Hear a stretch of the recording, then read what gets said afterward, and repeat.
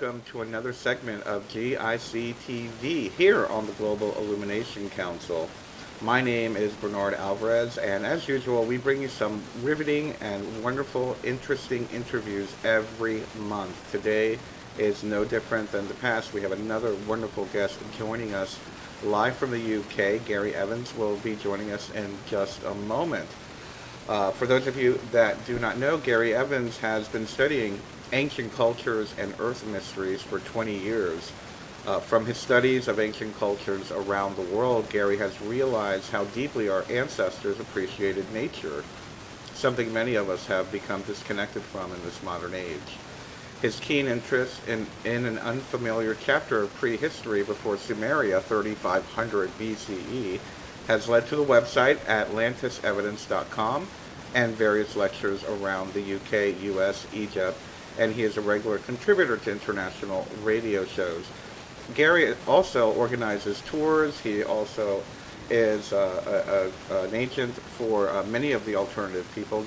As a matter of fact, Gary is very helpful with us here at the GIC and providing us with great contacts and bringing us some really great guests. And I'm very happy that he's here with us today, joining us for the hour. We finally get to talk to the man face to face. So welcome, Gary Evans. How are you this evening for you? It's 9 p.m. for you, correct? 8 p.m. because you've just put your clocks. Yes, oh. yes. Yeah. So it's welcome, good to be here. welcome to the show. It's such a pleasure to have you here today. Thank you for joining us this evening. My pleasure. So, Gary, let's get started with our talk today. We've titled today's talk "Earth Mysteries." And that seems to be one of your keen interests and something that you are very very fluent in. So, what is it about the Earth mysteries that drew you to follow this type of work and to do more investigations? Well, I'm very focused on moving things forwards, because it's like we've had the generations before us that have got us to this point of understanding, but I don't like to just sort of be standing still. And as the younger generation comes through, we kind of come in with a renewed energy and technologies changing things. So all of this has kind of led me into the PR work, you could say, but that mirrors my travels around the world to all of these places, assisting with tours, co-hosting tours, running conferences. And I guess it was the main thing was my personal quest to find out, after reading some of the authors I now represent, is there some real tangible mysteries, or is it all kind of wishful thinking? And after exploring a lot of these amazing sites myself and sharing incredible experiences that I didn't think were even possible, I'm happy to report that there are genuine mysteries, and happy to share some of those today. Yes, absolutely. And you have been to so many sites around the world and seen. I know you're part of the Megalithomania conference as well, and have been able to really see firsthand everywhere from Egypt to Stonehenge and all these other wonderful places in Peru and whatnot. Is there a favorite place, or is there one place that holds more mystery than other for you? Well, my most amazing experiences have been inside the Great Pyramid and Luxor Temple. So those would be my kind of two standout places in Egypt. I had some really interesting experiences at the doorway of a Marumuru, which some people call a Stargate, in Peru. That's definitely an interesting place with very tangible kind of ambience there. I went down there to see what I thought, because it is spoken about a lot in Ancient Aliens, and I'd heard various reports of people supposedly disappearing in front of this doorway that's in a rock face, because we all know doorways are supposed to go somewhere. That's right. So that was kind of my standout place in Peru. Machu Picchu, again, very powerful, and that was kind of a feast for the eyes. It's a lot for the brain to take in. You've got clouds moving beneath you, which kind of gives it that dreamlike feeling. So So yeah, that wasn't disappointing, which was also good.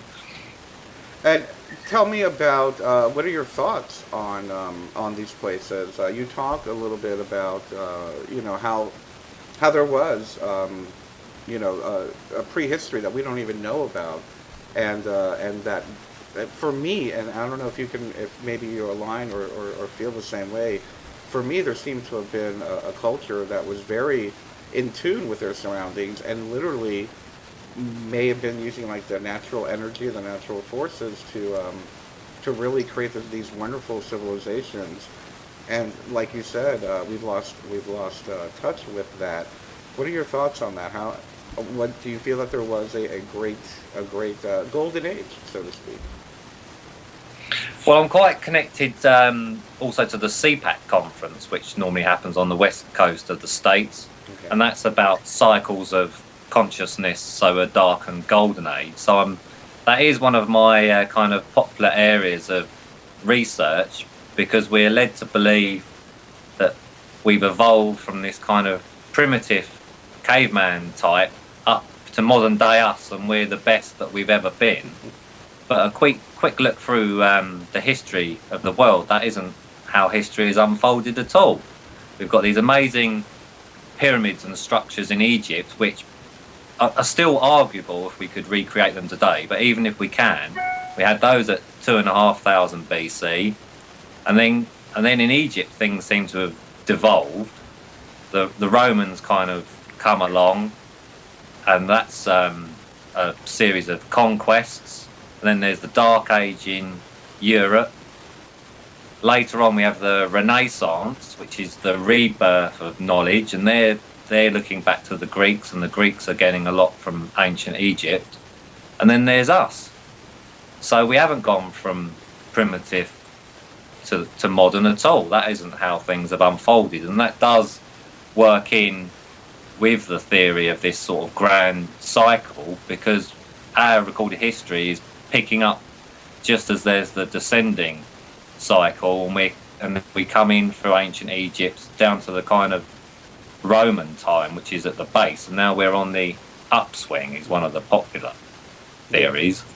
And in terms of the sort of natural side, we've focused our energies in this kind of logical problem solving state of consciousness that helps us drive cars and operate computers. But what I think we've sacrificed is our connection to nature and the kind of inner peace that we get from being in nature. And we've taken it to such an extreme that if we continue on with this kind of mindset where there's no value put on the natural environment, we just look at it as resources to be used and used as quickly as possible to make money. But we can't. We all know it's not a sustainable way forward. So it's a very sort of greedy time in human history. So some of the modern inventions are definitely improvements on our lifespan, creature comforts. But I think we need to step back a little bit to what the appreciation our ancestors had for because we are on a beautiful planet. We just need to learn how to coexist in harmony on it without killing each other. You can say that again, absolutely. You're making me remember. I forgot if it was one of the guests that we had on the show or on the radio show that they were talking about and it goes along with what you're saying right now. That let's say during this golden age, that everyone was very much attuned with the natural energies, and that what we have now is an artificial version of that with our technology. In other words, maybe they were able to fly, maybe they were able to have telekinesis to communicate. Now we're using cell phones and airplanes, whereas perhaps it wasn't so very much needed. Do you feel that there is is that a part of the disconnection for you as well?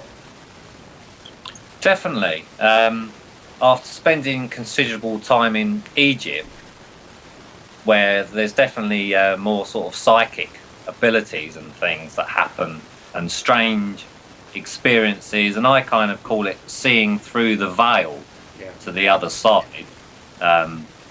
Because, well, we're getting there with physics in that we know that even if it appears something appears solid to us. It's like energy behind it. Well, occasionally at some of these ancient sites, you get to see beyond the physical, which kind of comes into my interest in the spiritual side of things as well. Because I think there's a very definite connection between the kind of spiritual path or work or inner work, self-development, and our ability to tune into these kind of other frequencies, because most people just aren't putting any of their time, probably because they're too busy in their view, so they're completely neglecting this whole side. But as soon as you turn your attention to the self-development and sort of spiritual work, a whole new world starts to open up. The right brain, creativity flourishes. I mean, I've had a complete turnaround, and a lot of the things that I used to enjoy when I was younger, that I neglected for so long, have all started coming back to me now. So yeah, it's been an exciting journey, but I don't think it's too late for anyone. As soon as we go down the road of self-development, and we need a variety of different things. We're all different.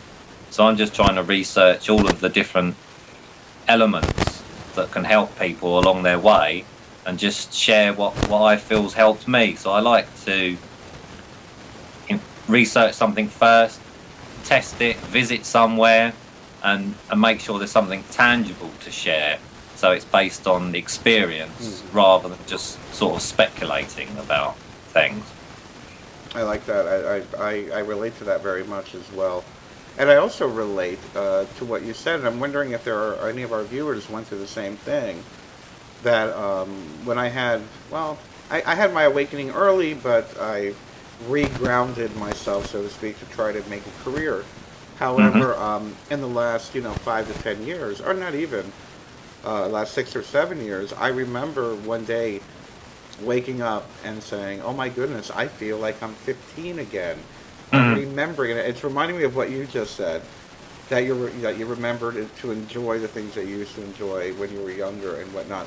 It's almost as if there was a split in consciousness at a certain point of our development where we just really disconnected from that spiritual path, I guess. So I can't help but wonder if anybody else went through the same thing of going, "Wow, I feel like I'm a teenager again, and I really enjoy all these things again." Well, it's the childlike innocence about the world, because we kind of start to see it all as a bit mundane. That's kind of watching TV, and it's all very exciting. So we kind of lose something. That's how I would describe it. And it's just like, it's another kind of animal. So I've seen one of those before. But when you start to increase your inner sensitivity and feeling a greater connection, I think is the big element, to other people, and the sense of empathy growing, which is one of the big things that yoga gave to me. I suddenly had this sense of empathy, and it just completely changed my whole outlook and the way I reacted to other people. And I think part of that is getting rid of the anger that builds up. Not many people, no one told me, apart from my yoga teacher, that we can actually do something about anger, and it is something that we pick up from a variety of other people, situation, tension. So we need to have a kind of outlet. Otherwise, we're just going to have this little meter of anger building up in our body, and of course we're going to be an angry person when we're full up. We haven't been working on releasing these things. So yoga's definitely helped to turn my life around in that regard. Wonderful. Lucky. Lucky for you that you've continued on that path to release the anger. And it's something that I guess I can relate to. I'm sure every young person does, especially younger men. I remember myself, in my 20s. We're angry. We don't know what we're angry about. Or a teenager, and it's like, God, I'm sorry. What are we angry about? I'd like to think that if we're angry at what the world is trying to shove down our throats, and we realize that it's not what we want, as far as our spirit is concerned. Let me ask you, Gary. You lead a lot of tours in Egypt and whatnot. We've all seen the pictures, and I've seen many of your posts and your blogs and whatnot. one of the things that I like that you do is you make it very experiential for the person who is a part of it or a part of this tour. And I can't help but notice that in some way, and some of them you do some toning. Have you done Hmm. toning workshops like within any of the temples? And what's the vibration like? What's the energy like? Well, yeah, that's my probably my favourite area to discuss. Correct. The tuning. The interest started when I was in a yoga class. I do a variety of different yoga because it's nice to keep it fresh. So I did a bit of Kundalini yoga, and I noticed that there seemed to be some system in Tibet where you do these series of chants and hand gestures, and it was obviously designed to get into your subconscious and kind of free you from these patterns that have built up. And I found that very interesting that there was this definite technique that they could access the subconscious through. And there was one class where we were just doing a sort of ah sound, repeating it for 10 minutes. And I suddenly could feel this vibration in my body here. And I'm quite good at sort of moving energy around, you could say. So I thought, well, what happens if I move this vibration in my body? So I kind of adjusted my tone, and I found a certain point where suddenly the whole of my body was zzz with the sound. And I thought this was a kind of a normal thing as you were progressing. So I went to my yoga teacher and asked her, and she was as kind of confused by it as I was. And then I ended up with Patricia and Yusuf, who I helped to organise the tours in Egypt with. They live near the base of the Sphinx. And we went up to the King's Chamber, and I don't know how many people watching and listening are familiar, but the King's Chamber is sort of 34 feet long, and it's got this box inside made out of granite, which is a kind of crystalline stone. We're told it's a sarcophagus for the body of the pharaoh, but there was never a body found inside the Great Pyramid. But my friends Patricia and Yusuf in Egypt say not to call it a sarcophagus; it's to be called a resonance box, because their whole understandings, which kind of come through the indigenous line from Yusuf's father Hakim, who was very well respected worldwide, they're all about frequency and vibration, because there are a lot of signs on the ground, things I've touched, lots of crystalline evidence. There does seem to have been some kind of crystal technology in Egypt. We would call it technology. They were using crystal in lots of different ways. And one of the signs for the sites that I visit is that you're going to have stone that has crystal in it, the same as in Egypt, Stonehenge, Bolivia, Peru, places in Central America, and I mean it's all over Europe, and even the east coast of the US seems to have some evidence. And so I climbed in the box in the King's Chamber of the Great Pyramid and thought, well, this is an interesting place to reproduce this kind of vibration when my whole body's vibrating, and let's see what happens. And then, so after a while, my friends who were around the top of me, Patricia and Yusuf, and another friend who were also toning, just doing a sort of deep om, they went quiet, and I realised they must have been listening to me in the box. And when I climbed out, all their eyes were kind of wide, and they said that the whole of the King's Chamber started to vibrate with the box, and they'd only ever heard that once or twice before. And since then, I've been back a number of times and had some incredible experiences. One lady reported a healing to her ankle, which had been hurting her for a year when we were there in December. She said all of a sudden the pain went away. I haven't had a chance to follow up if the pain's still gone now or not, but she seemed to think it helped her at the time. So we seem to have a spontaneous healing. I've seen lots of strange things in there. And it's almost like a sound experimentation chamber, because the King's Chamber, which is made out of these blocks of granite, 80 tons, and there's all these strange features above the King's Chamber which almost look as if the whole room's been tuned for acoustics. And so you can practice techniques and feel the effect on your body. So if you're a sensitive person like I am, you get a kind of direct feedback, and it's those techniques that I've experimented with in there that I then use in group settings at some of the temples and in my yoga classes and things, and we've had some amazing experiences as a result, including a group out of body experience at Luxor Temple. And that's not an out of body just sort of looking down, it was an out of body back to the source, is about the only description I could give it. Back from whence we came, where we are before this life, and most likely where we will all return to after it. And the sense of unconditional love there, that's something I'll never forget. And that experience kind of answers a lot of the questions that I had, because I think we've all got this sense of that there's something that's been forgotten from human history, particularly once you find the kind of spiritual path that there should be more harmony here. Why is everybody so angry, and why is there just these differences that are so insignificant in the grand scheme of things? There's so much division in society, completely unnecessary when you look at things from a bigger perspective, but we've all been kind of pushed down. We can't see further than the end of our nose, and it's all about me. But as soon as you start coming up a bit and looking at it, it's all just superficial, a lot of the things. We really don't need so much discord.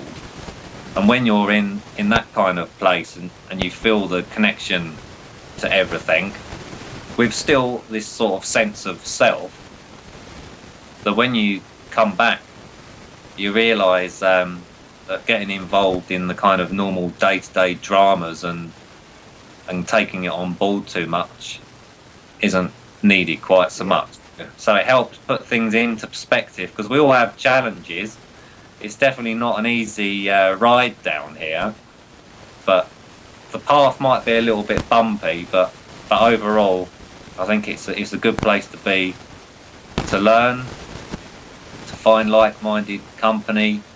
And I think now with the internet, we're finding each other again, and so being able to guide people in a group and share these, they're life-changing experiences for me, because it's not like I'm there at the end of this amazing journey. I'm growing in the process, but to share it, there isn't anything I'd rather be doing than sharing it and trying to make a difference to inspire people.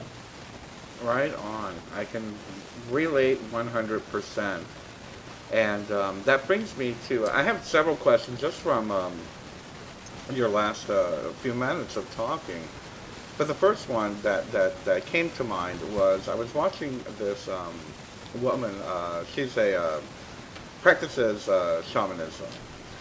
And in her talk, she was saying, and I was very surprised to hear this from someone who practices Native American spirituality. You normally don't hear this type of talk from a shaman, so to speak. Or maybe you do and I haven't seen it.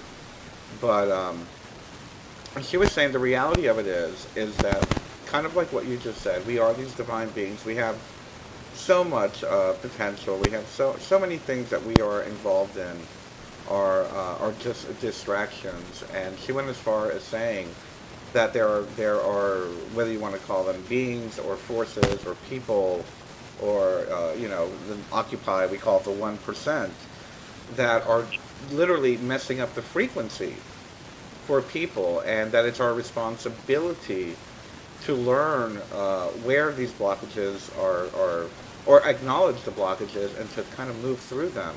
Do you get a sense of that also, that either intentionally or non-intentionally, that there are frequencies that are just pushing our consciousness down? Well, I had a kind of epiphany in the Great Pyramid one time, and I think it's as good as analogy as any. And it was kind of putting me into my place in terms of spiritual development, because one of the dangers is if you have a kind of a big spiritual awakening or these incredible experiences, you suddenly think, I'm really important, and kind of try to be just the teacher and forget the place as the student, because that's an important one. If you forget the role of the student, your ability to learn slows down dramatically, and as soon as you get to a place where you think you know it all, the learning's just going to go. So it's good to be able to swap between the two. I'm quite happy to share, but we were given 2 ears and 1 mouth, so I should be doing twice as much listening as talking, apparently. So when I was in the Great Pyramid, it kind of showed me this ladder going off, and it was almost like it was going off into eternity, because I couldn't see where the end of this ladder was, and it showed me with my foot on the first rung of the ladder, and the kind of the gist of it was like, with all these distractions in the modern world, you've done very well to get your foot onto the ladder, because a lot of people haven't managed to even get to that stage. But don't get too carried away, because you got your foot just on the start of this ladder, and the potential in the universe to understand and learn is just so great. But don't forget to be the student. And in this kind of image, I was understanding, I think, why we do have reincarnation, because I'm a firm believer in the kind of cycle of leaving and returning. And I mean, when I look around and I'm researching, there's so many different areas that fascinate me, and they could just consume my life.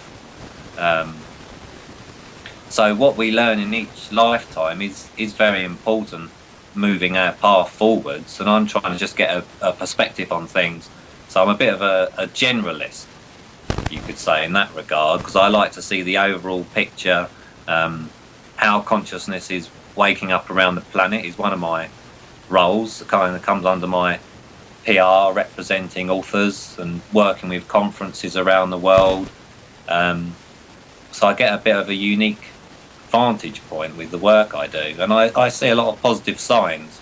In terms of negatives, I think there's always going to be factors that are there to slow us down. There's just the distractions, the mundane distractions that aren't particularly productive. I mean, it's all right watching your favourite TV show, I do, but you want to balance that with some self-development work. And I'm very into sort of green juicing and nutrition, and just giving me time, a bit of time out, just reflect on things and get a bit of perspective. Because if you're just on the treadmill spinning around, you're going to be in sort of have less control over everything if you can't think things through clearly.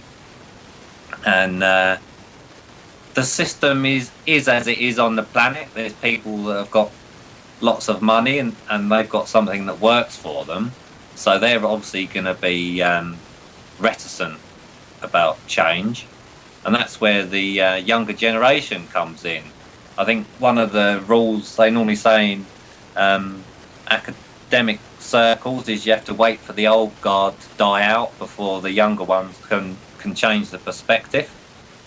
I don't know how long we've got to wait for that change. That's probably where the Occupy movement and bringing this information more into the daily consciousness, because it did have a big impact in making people question the world around them. We've had a lot of big changes just in the last few years in terms of the mass consciousness, because probably the people that are going to be watching this show and listening to it, you're already finding the way and doing the work, but it's the majority of the population that we've got to kind of try and inspire to doing things in a better world.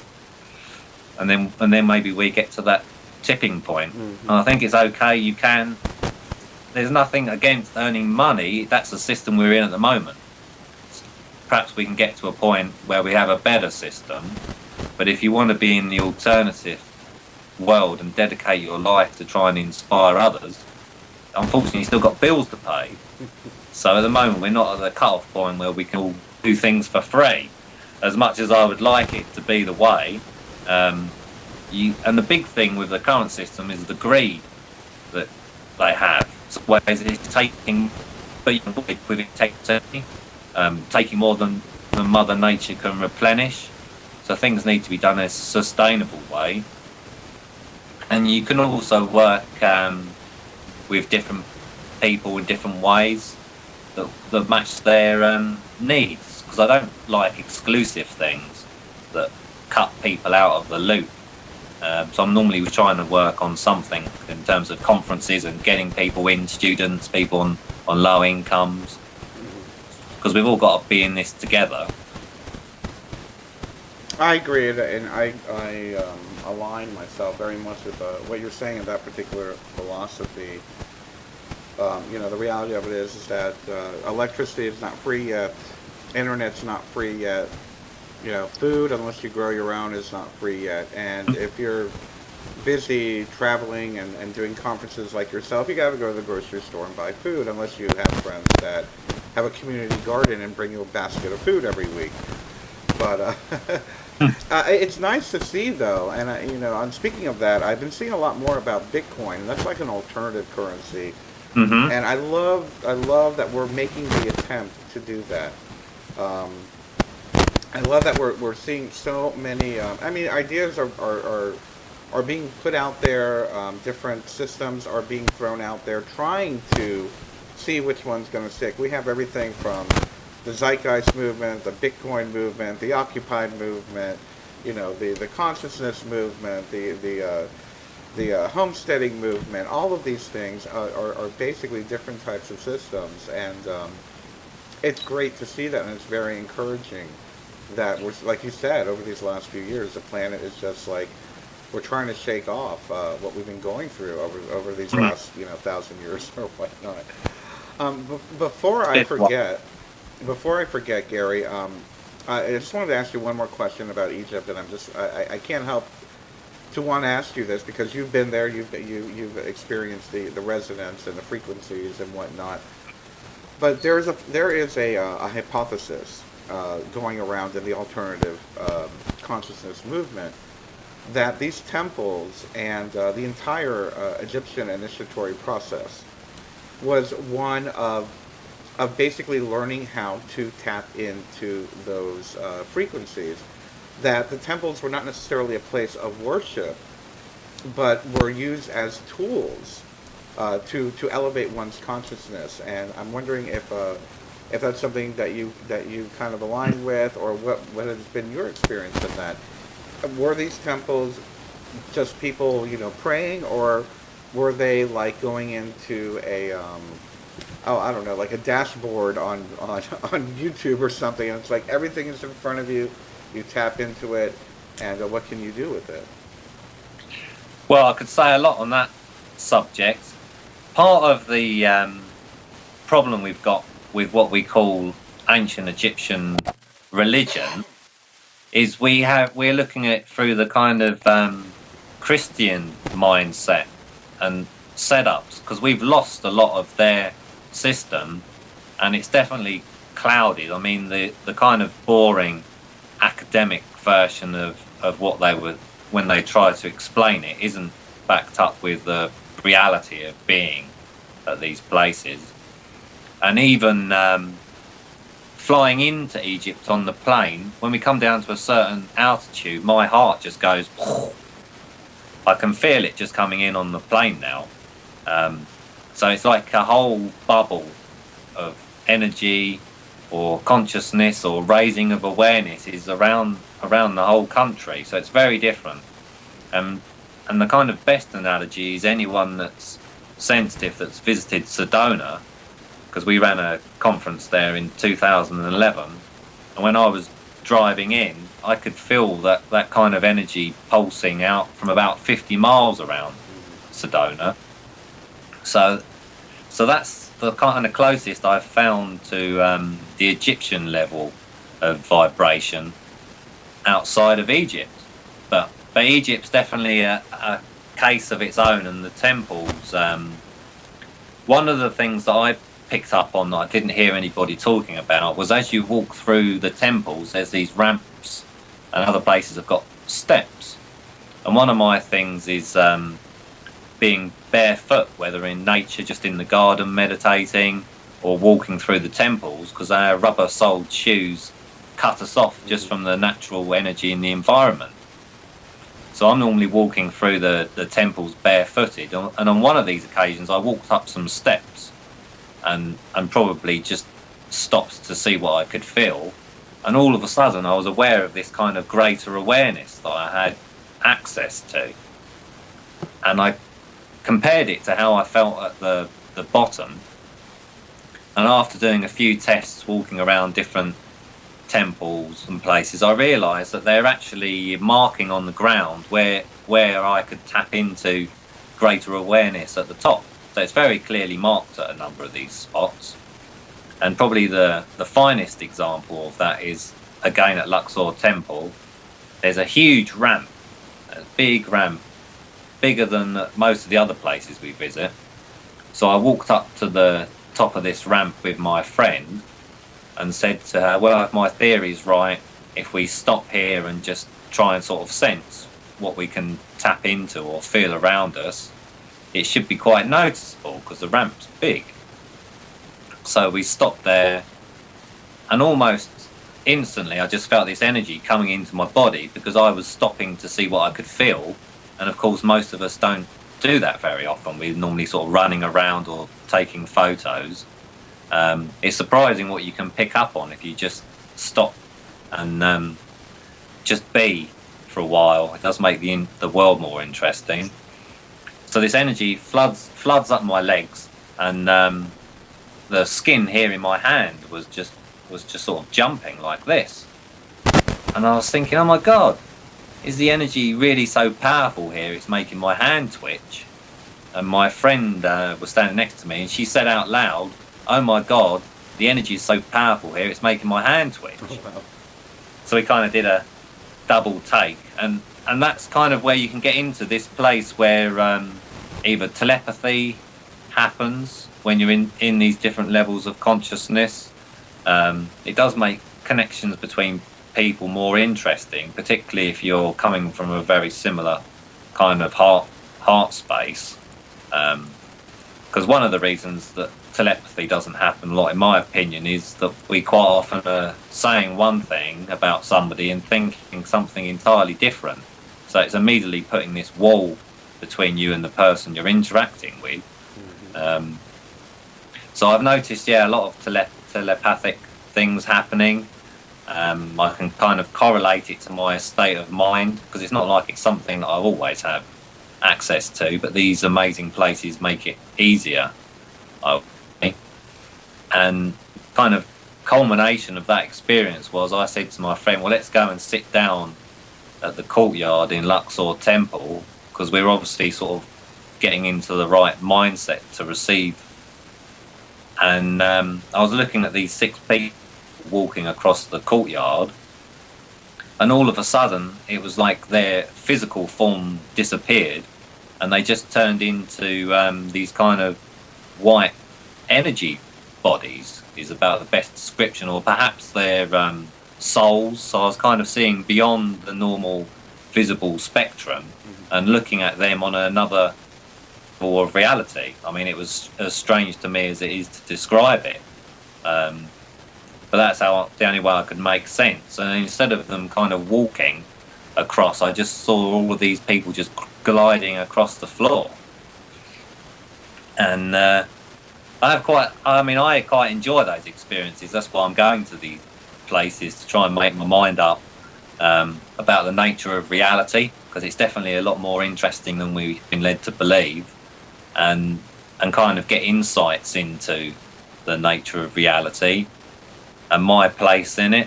What have I got to offer others? Because I seem to be given lots of opportunities to explore these subjects and now share hopefully something worthwhile over the internet, because not all of us are fortunate to visit these incredible locations. So what's the point?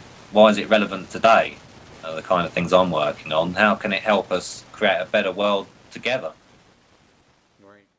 Okay, well, I'm trying to find things that can help lots of different people, because there's not going to be one sort of fix for all, because we're all different. We need different things. Our path involves a different journey, and so I'd like a variety of different ways to offer to help people.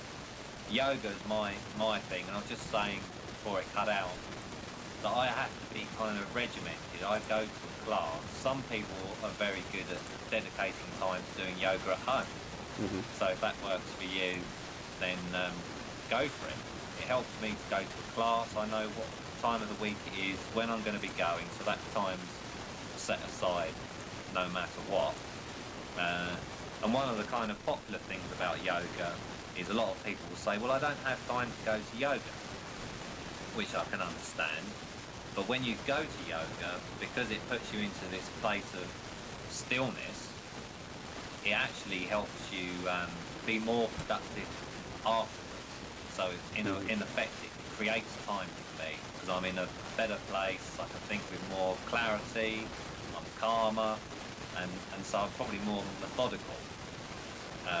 Tai Chi is another good one. Something that's getting energy moving around the system. Stretches are good for getting out. You want to put some sort of pressure on the liver and kidney area if you want to get anger out of your system. Those are the postures I find the most helpful. So you could probably look those up online. Time in nature is my other big thing. So the bare feet on the ground. And once you get sensitive to these things, you will feel a natural energy that just is flowing through the bare earth or the grass once you're out there, and kind of just appreciating the world around me is what I've got a growing respect for, and I get a huge sense of inner peace from that. So time in nature, walks in the forest are always I think very healing on an emotional level. Of course on the beach. These ancient sites can definitely help some of us, and the people I'm normally booking into the tours have felt calling to them for a long time. I think there's something on a kind of a subconscious level, or perhaps our intuition guides us to where we can help ourselves, because that's kind of my thing about self-empowerment. So I'm normally booking people in that have been dreaming to go to Egypt for 20 years. It took me 17 years to get there. I definitely knew on some level that I had to go, and it's changed my life. So Egypt's not going to be the cure for everybody, but if you felt a call to visit somewhere, I would definitely say listen to that kind of inner voice. Try and tune into your intuition. It's a very subtle, quiet voice. The left brain will overpower your intuition a lot of the time. So starting to use it more makes it a bit easier to discern between the two. Nutrition, very important. One of my big things was changing my diet, starting to do green juices, lots more fruit and raw vegetables. It's highly recommended. And sound is my other big area that I'm looking into. Sound and the effects on consciousness, and so it's the kind of vibration of your body that we're talking about at that point.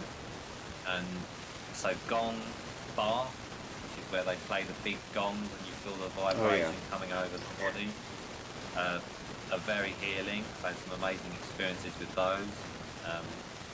And the crystal bowls, all that kind of thing, seems to be replicating in a small way what we're seeing evidence for at some of these sites. And the water that we drink, if we think we're 70 to 80% water, the work of Dr. Emoto is very interesting for anyone that hasn't heard of him yet. And there's a kind of a logic to it. If we're 70 to 80% water, don't we want to drink the best water we possibly can? You could almost make the argument that we're water just contained within a flesh and blood body, just a containment of the water. And our consciousness, I think, comes through that kind of water and makes the connection here. So sound and the effects on the water in our body and our consciousness is kind of an area that I'm very interested in. And at most of these sites, you're seeing a connection between crystal, water, and at one of the sites that I visit that's closed to the general public, that Yusuf Awan takes me to regularly, Abu Sir and Abu Ghurab, you've got these huge crystal basins which have got these holes about this big, and they're very strange. They show definite evidence of kind of a cog on the top of them, and I think they were doing something with either alchemy, water and something else, and quite possibly drinking it, because I had an insight into the kind of level of consciousness that our ancestors had, and it's very different to what we've got now, and that's why I'm trying to sort of back engineer and share as I go. Yeah. Well, I can relate to everything that you're saying, especially with water, with sound. All of these tools that you've mentioned are going to be very helpful to anybody who's watching and listening, to help us reconnect. And I feel that's probably one of not only Gary's calling, my calling, most of us who do this work, is to give us either tools or suggestions or something to bring us back into connection with ourselves. Gary, you talk about one of the biggest challenges that we have is finding what makes our heart sing, what makes us live comfortably. How can we connect with ourselves, basically. And I just recently did a class on connecting with the higher self, and I find that to be probably one of the most important things that we can do. What's that like for you? I don't know how to explain it or how to turn this into a question. Is that what your calling is, to help share the experiences that you've had with reconnecting?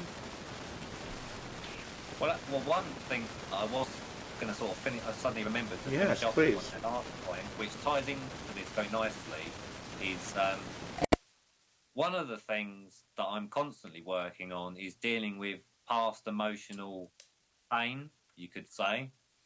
I expect all of us have had past relationships that have caused us hurt. There's situations that we regret or something we say. And even going back to our childhood, there's things that have affected us then that prevent us from sharing now. So it's important to address these issues, and it is, as woo-woo as it might sound, what we're talking about is moving our awareness and consciousness from just this kind of logical left brain thinking to the right hemisphere and the heart, because there's a lot about ancient Egypt and heart-based consciousness, and that's how I see the intuition coming through the heart, which has it definitely has like an emotional intelligence. And the more we want to open our heart, we're going to have to get some of this stuff out that's hurt us, and because I kind of see the pain as closing our heart down. So if we want to start opening it up, we're going to have to start pulling some of these things out, because there's some kind of natural tendency to avoid putting ourselves at risk of the same pain again, which I can understand completely. So you've got to try and get to a place where, if you have a repeat of a past situation, that you don't allow yourself to get that badly hurt again. And I would say it definitely gets easier by not being sort of quite so attached to things, and kind of understanding that perhaps this person came into your life for a period, and during that period you do your best to help each other along your respective paths, and perhaps as much as you would have liked to have stayed with them, there's someone better for them, and there's someone better for you coming down the pipeline. So if you look at the kind of bigger picture, Yeah. even though it's painful at the time, you can understand it. So we need to work through these past pains to continue opening up, and then our intuition is going to be able to talk to us more clearly. We're going to have this greater connection to others and the world at large, and then hopefully our real role. Why did we come here? 'Cause we didn't come here to work in offices typing on a computer. I think I was there. Sometimes we have to work in an office to earn money or do something that isn't our true passion because there's bills to pay. But if we can start tuning into our intuition and pursuing our real heartfelt desire, and working out a way to earn money in the process with integrity without being greedy, then things start to flow. People coming to our lives, doors open. I mean, I've seen it happen, and I'm still amazed by the things that just flow in, and do my best to support others along their way in the process, because it can't just be this take. I like things to be balanced, so I'm giving and taking. Yeah. I do my best anyway. Absolutely. As we should, as we all should, or could, as we all could. Not just trying to do my best, and perhaps I'll learn to do better in the future. And you know, we've all had our moments, I'm sure. But speaking of what you're doing as a way of funding your work and whatnot, you do a lot of tours. You do a lot of PR for a lot of amazing people, and you've introduced me to many of them, and I thank you for that. What's coming up for you now? Are you going on that tour with Brian in Egypt, I believe? Yes, yeah, we've got the big tour, and in fact I'm leaving for Egypt on the 13th of April. So that's going to be Christopher Dunn, who's the engineer, advanced engineering in ancient Egypt. We've got Stephen Meller, who's very connected to my friends that live in Egypt, Yusuf and Patricia Awan, who are organising the tour. And then we've got Brian coming over from Peru, so he's going to do the kind of comparison with what he sees on the ground in Egypt that Chris and Stephen and Yusuf, Patricia are sharing with him. So there's going to be a lot of kind of on the how they were doing it and the engineering. We're going to go to a lot of these sites. We've got private time in the Great Pyramid and between the paws of the Sphinx. And then there will be the kind of the spiritual side coming in, the toning, the experiential side, which is of course where my heart is, to really get people to feel how incredible these places are today, and that they still have the ability to talk to us on a very profound level. And that's been one of the biggest heartwarming things about visiting these sites. They're not cold, mute places that we just go to and take photographs of. That's fine for some people, perhaps that's all they need. But if we're getting interested in these mysteries, we want to understand life and its various intricacies that aren't explained to us by the general media, then we can visit some of these amazing locations and have potentially life-changing experiences. I mean, I never guarantee anything. Right.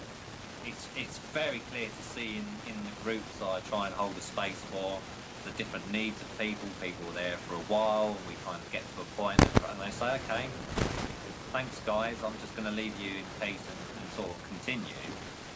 So yeah, it's just something that's made available for the people that are on the tours. If it's appropriate, they're more than welcome to join, and we see what happens. But there's definitely potential there for growth. I'm never personally disappointed. It's almost like Egypt is my school, and each tour is a different semester. Right. I think I'm kind of going through grade school in Egypt, and I'm probably going to turn my attention to India and Tibet next. I can feel a strong spiritual calling there. We've got a few things going on this year with Brian in Peru. He's got some tours arranged there, which people can find on my Infinite Connections website. And I've just announced a tour. We're doing a 14-day tour of the UK and Ireland with a very special lady. So hopefully that'll get on your radio show soon. Actually, we are going to we are confirming her. Yes, for the end of the month. She's incredible. I normally credit her as my teacher for speaking from the heart. I've learned a lot from her, and quite often when people are talking from the heart, you kind of get this little bottom lip tremble. That's my sign. And I've seen Miriam Delicado have it, and I met her, and Maria has it as well.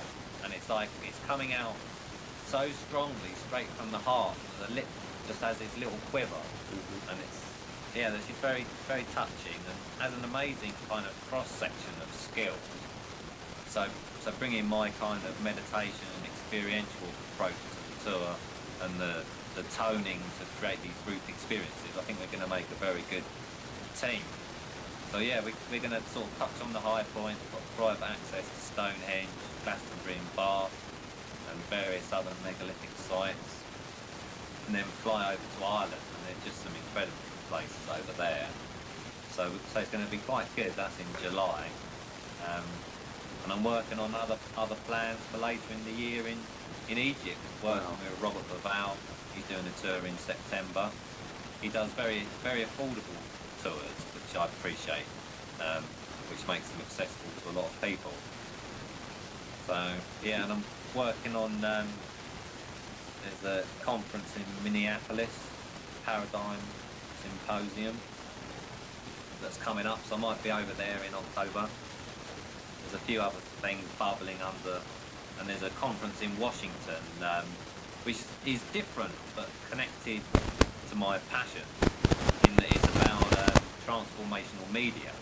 I think that's probably going to be in September, and the guy that's organising it, it's about the power of media to have a positive impact. So he's dealing with people in the mainstream media.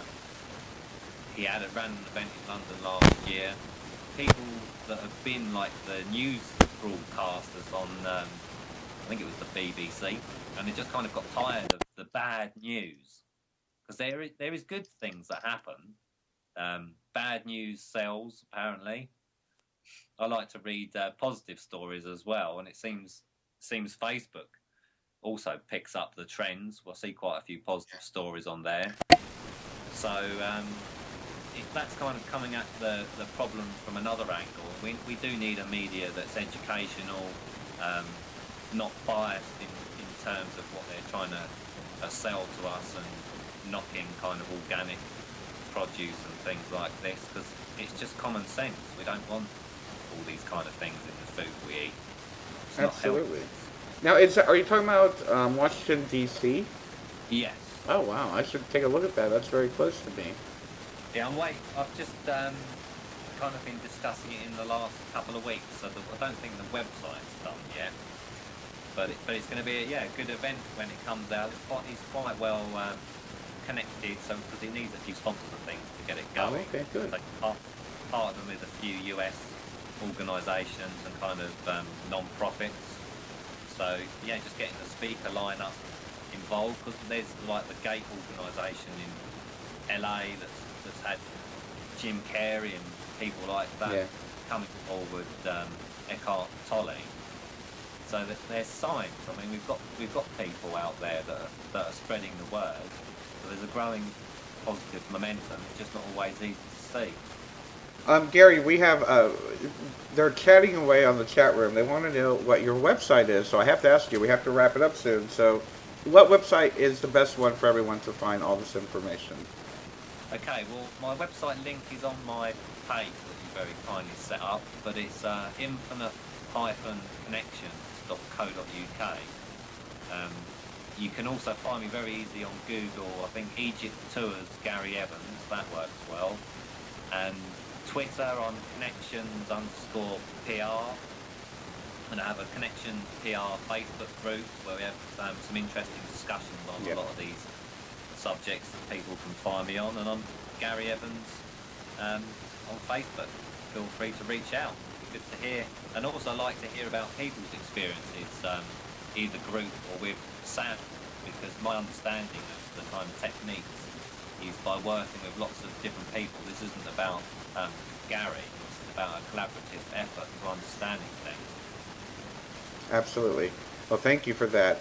And as we wrap up, I like to ask everyone always before we wrap up, if you have one message to tell humanity, what is that message? What's important for you to tell the world right now? Yeah, I think we all need to believe in ourselves more.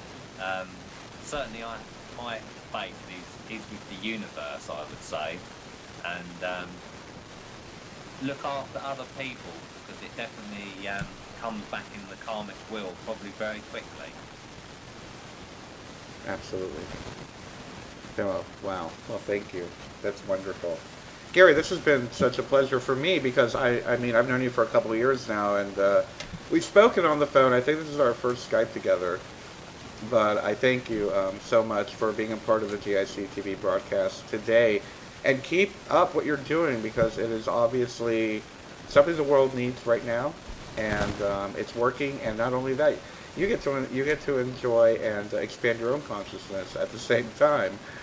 So thanks for having me. we thank you very, very much. And again, everybody, you can find Gary Evans on Facebook. You can find Gary Evans at infinite-connections.co.uk. And if you go to our website or go to the Facebook page at the event page we posted, you can also find his Atlantis website as well. Before we go, tell me a little bit about that Atlantis website. I didn't have a chance to look at it. Is that basically your research? Atlantis Evidence was a song that I put together about 4 years ago, because even then I realised that I had a lot more time to research ancient mysteries.